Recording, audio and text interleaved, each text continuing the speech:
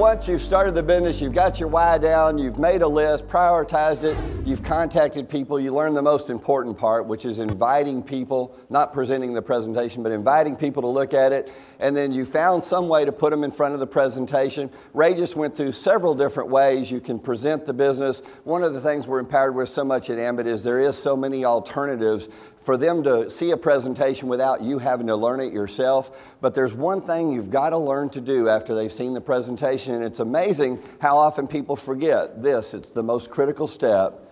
You got to ask them to join. Once someone has seen the presentation, it's time for a decision. It's time to ask for a decision. And what you really want to ask people, don't want to ask them, does it make sense? Because we know it makes sense. You want to know, does it make sense to you? So when someone gets to you, say, does that make sense to you? And they're going to give you an answer, a yes or no, and you say, so does that mean you're ready to get started? And then you pause to see if they say anything else, or do you need more information? You can paraphrase that however you want, but what you really want to know is, does it make sense to the prospect, and are they ready to get going right now? It's important to let them know that they're part of the team. You're there to help them, the whole system in place. We have a system that works hard so they don't have to, and they're in business for themselves but not by themselves. But paraphrase it however works for you. What I've done for years and what's worked for me over and over is ask one simple question. When someone gets through seeing the presentation, I always say, what did you see that you liked the best?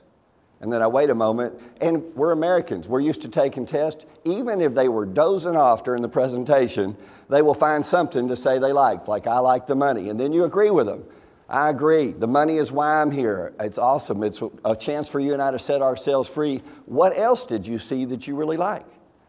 And it'll get quiet for a moment, and they'll say, well, I liked helping other people. That's awesome. I feel the same way.